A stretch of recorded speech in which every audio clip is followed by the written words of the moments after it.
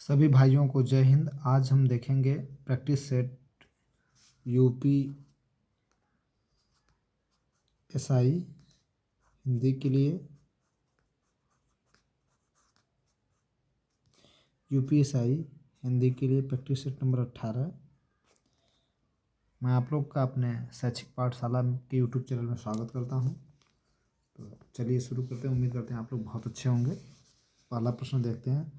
पूर्व मध्यकाल का समय कौन सा माना जाता है? पूर्व मध्यकाल का समय कौन सा माना जाता है? ऑप्शन ए सही है, 1900 से 1984। ठीक। ऑप्शन बी है 1375 से लेकर के 1700। विकल्प 3 देखते हैं, 1700 विक्रमी से 1900 संवत तक। ठीक। ऑप्शन डी देखते हैं, 1050 विक्रमी से 1375 संवत। ठीक है, या हम तो इसमें हो जाएगा विकल्प बी सही इसका, 1375 से लेकर 1700 ईस्वी में। ठीक। पूर्व मध्यकाल का समय माना जाता है 1375 से 1700 ईस्वी में। ठीक। विनय पत्रिका किस कवि की रचना है? विनय पत्रिका किस कवि की रचना है? Option A Rahim, option B Kabir, option C Surdas, option D Tulsidas. तो विनय पत्रिका कुल तुलसीदास की रचना है। नंददास इनमें से किस ग्रंथि के लेखक हैं? नंददास इनमें से किस ग्रंथ के लेखक हैं? Option A Bhavvilas, option B Lalit Lalal, option C Rasmanjari, option D Chhatrasal Shatak. तो इसका ऑप्शन सी से हो जाएगा रसमंजरी। ठीक। हुई वीरता की डैश डैश के साथ सगाई झांसी में, सुभद्रा कुमारी चौहान किस भक्ति को पूर्ण करें? हुई वीरता की, ऑप्शन ए वीरांगना, ऑप्शन बी वैभव, ऑप्शन सी कायर, ऑप्शन डी संपन्नता। तो इसका हुई वीरता की वैभव के साथ सगाई झांसी में। ठीक। इसका ऑप्शन बी सही हो जाएगा। देखते हैं क्वेश्चन पर। आत्मजयी इनमें से किस विधा की पुस्तक है? ऑप्शन ए नाटक की, ऑप्शन बी काव्य की, ऑप्शन सी उपन्यास की, ऑप्शन डी एकांकी की। आत्मजयी इनमें से किस विधा की पुस्तक है? तो इसका होगा आप आत्मजयी जो है काव्य की। ऑप्शन बी इसका सही होगा, पांचवा काव्य विधा की पुस्तक है। ठीक। आत्मजयी काव्य विधा की रचना यह कुंवर नारायण की रचना है। इस रचना के लिए उन्हें 2005 में व्यास सम्मान दिया गया। क्वेश्चन नंबर 6 देखते हैं। कथा सम्राट प्रेमचंद का वास्तविक नाम क्या था? ऑप्शन ए धनपत राय था, ऑप्शन बी श्रीपत था, ऑप्शन जी जीवन राय था, ऑप्शन डी अमृत राय था।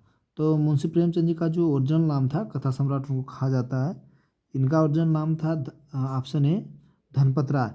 प्रेमचंद जी का जन्म 31 जुलाई 1880 व 8 अक्टूबर 1936 का मूल धनपत प्रेमचंद 31 जुलाई 1880 से 8 अक्टूबर 1963 का मूल नाम धनपत राय श्रीवास्तव था। इन्हें नवाब राय के नाम से,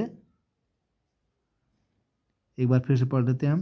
प्रेमचंद 31 जुलाई 1880 से 8 अक्टूबर 1936, इसके मध्य में इनका मूल नाम धनपत राय श्रीवास्तव था। इन्हें नवाब राय के नाम से भी जाना जाता था। बंगाली उपन्यास सरंजन चट्टोपाध्याय ने इन्हें उपन्यास सम्राट कहकर संबोधित किया था। इनकी प्रमुख रचनाएं थी, आज फिर दोहराते हैं, गोदान, रंगभूमि, कर्मभूमि, सेवा सदन, गबन, मंगलसूत्र। ठीक। कहानी इनकी देख लेते क्या है। नमक का दरोगा, शतरंज खिलाड़ी, बूढ़ी काकी, ईदगाह। और कहानी संग्रह इनका मानसरोवर। ठीक। क्वेश्चन नंबर 7 देखते हैं अब। ठलुआ क्लब रचना किसकी है? ठलुआ क्लब रचना किसकी है? ऑप्शन ए धर्मेंद्र भारती की, ऑप्शन बी गुलाब राय की, ऑप्शन सी यशपाल की, ऑप्शन डी मनु भंडारी की। तो ऑप्शन ढलुआ क्लब जो है कि ऑप्शन बी गुलाब राय की रचना। हिंदी के किस रचनाकार को प्रथम सरस्वती सम्मान मिला? Option A Ramdhari Singh Dinkar, option B Mahadevi Verma, option C Harivansh Rai Bachchan, option D Agyeya. तो 8 का सही हो जाएगा। प्रथम सरस्वती सम्मान मिला था ऑप्शन 8 का विकल्प सी से हो जाएगा हरवंश राय बच्चन को। ठीक। अब आगे देखते हैं क्वेश्चन नंबर 9।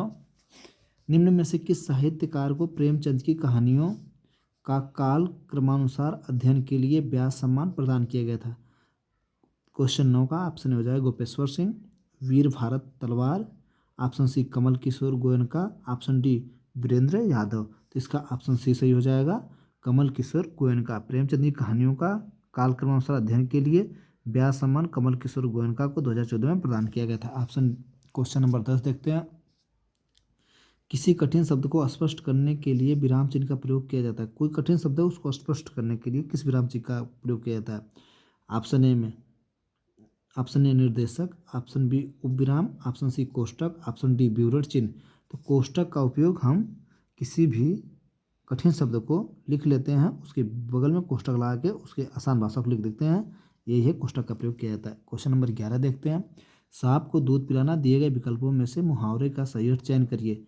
अच्छा कार्य करना, जहरीले जीव को दूध पिलाना, बुरे व्यक्ति के साथ नेकी करना, सांप के विष को कम करना। तो इसका ऑप्शन सी सही हो जाएगा, बुरे व्यक्ति के साथ नेकी करना 11 का।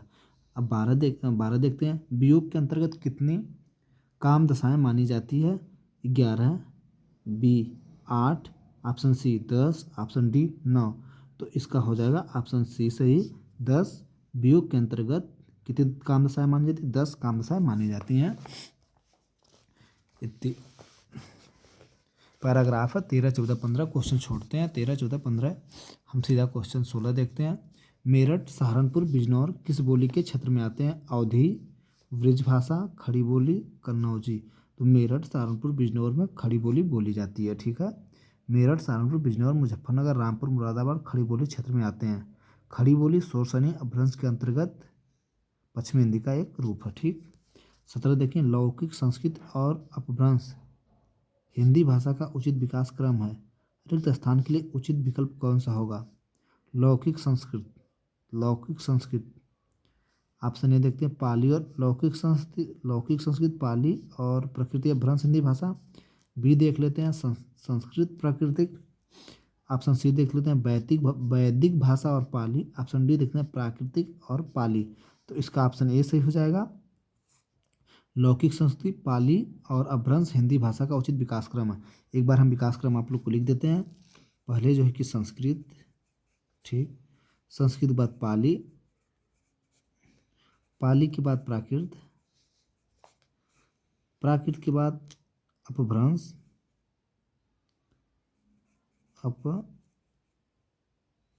अपभ्रंश, अपभ्रंश के बाद अवहट्ट, अवहट्ट के बाद हिंदी।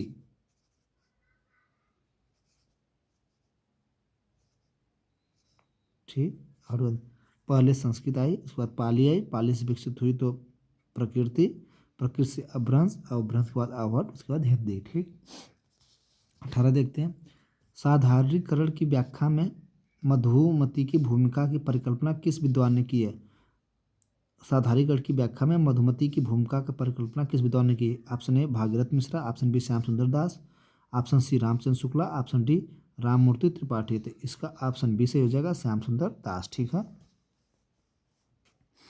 क्वेश्चन देखते हैं। स्त्रीलिंग शब्द होते हैं 19। वृक्षों के नाम, बी नक्षत्रों के नाम, सी देशों के नाम, डी पर्वतों के नाम। तो स्त्रीलिंग शब्द होते हैं नक्षत्रों के नाम। स्त्रीलिंग शब्द जितने भी नक्षत्र आएंगे उनके सभी नाम स्त्रीलिंग होंगे। ठीक, क्वेश्चन नंबर 20 देखते हैं। निम्नलिखित में से कौन सा शब्द तत्सम है?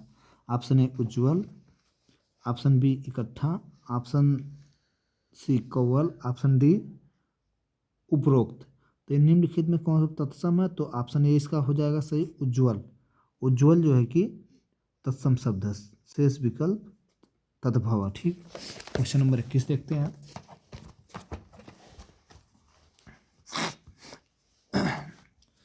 क्वेश्चन नंबर, जो दिए गए उपकारों को मानता है के लिए एक शब्द कौन सा है? कृतज्ञ होगा, कृतज्ञ होगा, कृपा पात्र होगा, उपकारी होगा। तो जो दिए गए उपकारों को मानता है, ऑप्शन बी से ये कृतज्ञ उसको हम कहेंगे। मैं चाहता हूँ कि तुम्हारे साथ खेलूँ, यह किस प्रकार का वाक्य है? ऑप्शन ए निषेध वाक्य है, ऑप्शन बी संयुक्त वाक्य है, ऑप्शन सी मिश्र वाक्य है, ऑप्शन डी सरल वाक्य है।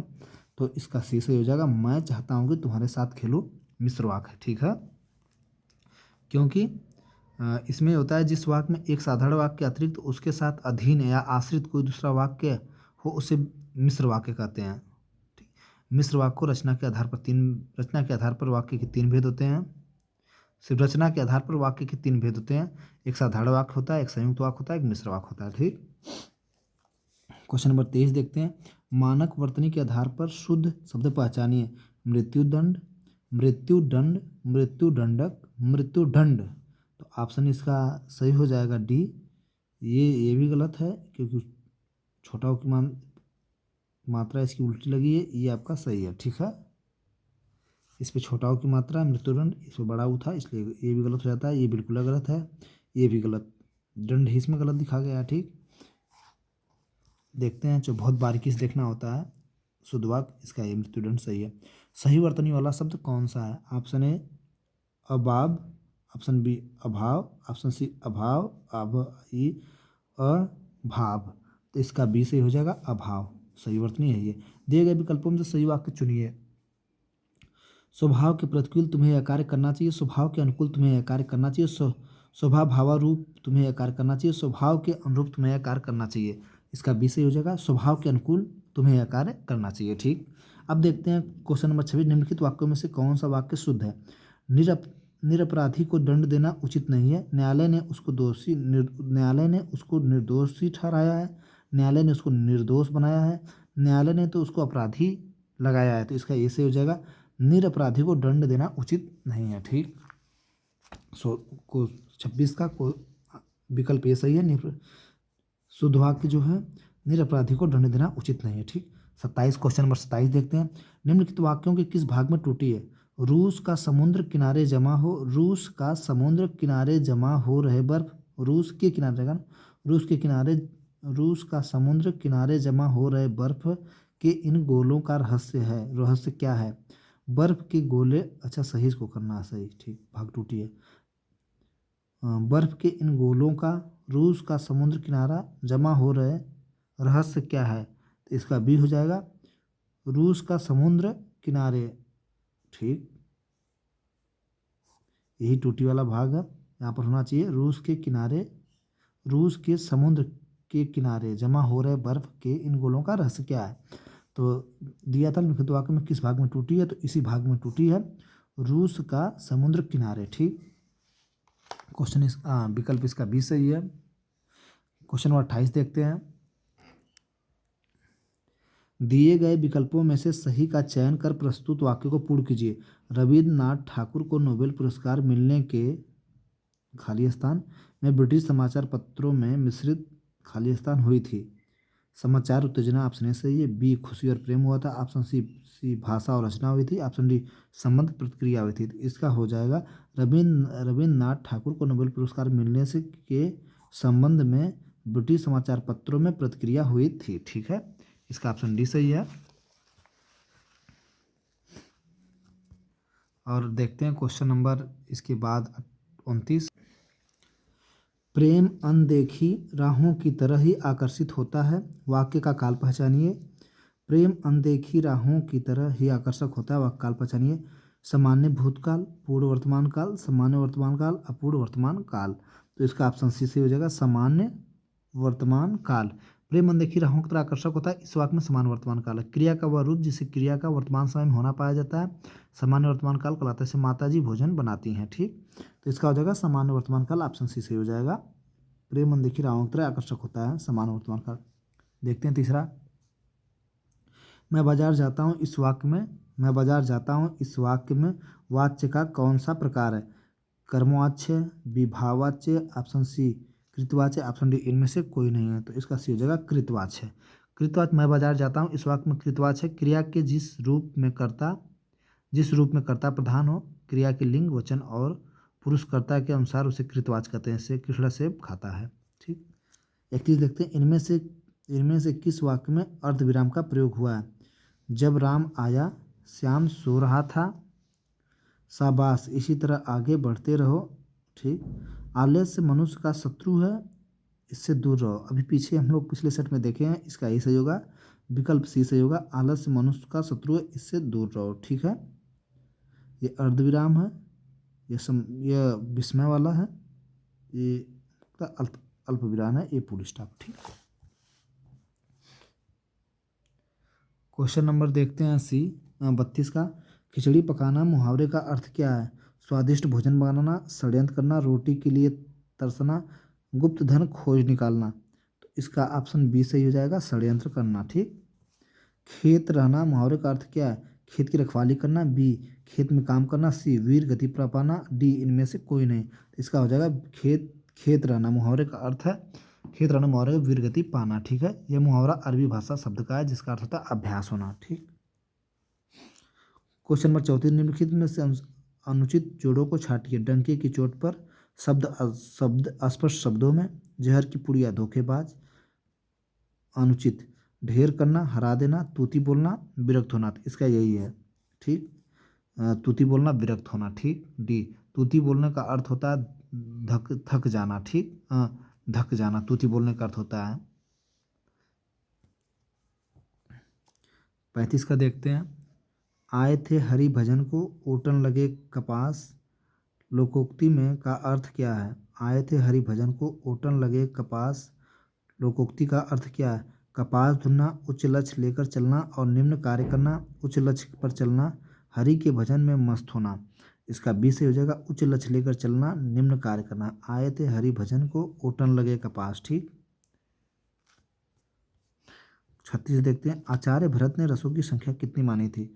Option A 9, option B 7, option C 4, option D 8। तो आचार्य भरत ने रसों की संख्या 8 मानी थी। देख लेते हैं। श्रृंगार, हास्य, करुण, रौद्र, वीर, भयानक, विभत्स, अद्भुत। श्रृंगार का अस्थायी भाव रति होता है, हास्य का अस्थायी भाव हास होता है, करुण का अस्थायी भाव शोक होता है, रौद्र का अस्थायी भाव क्रोध होता है, वीर का अस्थायी भाव उत्साह होता है, भयानक का अस्थायी भाव भय होता है, विभत्स का अस्थायी भाव जुगुप्सा घृणा होता है, अद्भुत का आश्चर्य विस्मय होता है। ठीक, सांप, तुम सभ्य तो हुए नहीं, नगर में बसना। सांप, तुम सभ्य तो हुए नहीं, नगर में बसना भी तुम्हें नहीं आया। एक बात पूछूं, उत्तर दोगे? तब कैसे सीखा डसना, विष कहाँ से पाया। उपयुक्त कविता में कौन सा छंद है? तो मुक्तक छंद है, ऑप्शन ए, बी सोठा, ऑप्शन सी सवया, ऑप्शन डी कविता कवित छंद है। तो ऑप्शन इसका ए से हो जाएगा, मुक्तक छंद है। दी गई कविता मुक्तक छंद है। यह कविता आज्ञा की है। चरणों की अनियमितता, स्वच्छंद गति और भाव अनुकूल यति विधान ही मुक्तक छंद की विशेषता है। इसका कोई नियम नहीं होता। उदाहरण के लिए, वह तोड़ती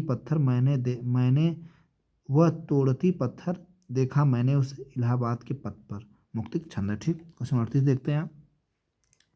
सिंगार सा सागर सा गंभीर हृदय हो, गिरि सा ऊंचा हो जिसका मन।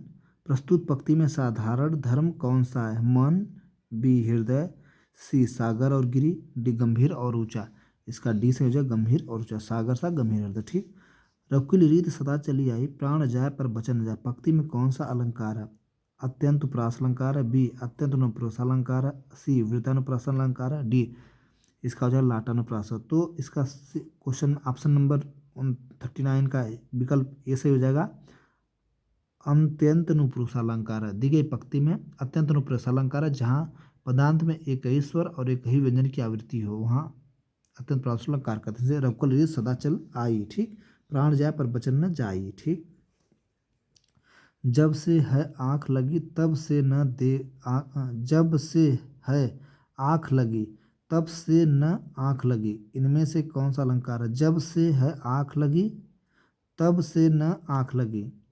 संदेह अलंकार है, अतिशयोक्ति अलंकार है, अनयोक्ति अलंकार है, विरोधाभास अलंकार है। तो इसका सही हो जाएगा विकल्प डी, विरोधाभास अलंकार है। प्रैक्टिस सेट हमारा 18 समाप्त हुआ। ठीक, सभी भाइयों को जय हिंद।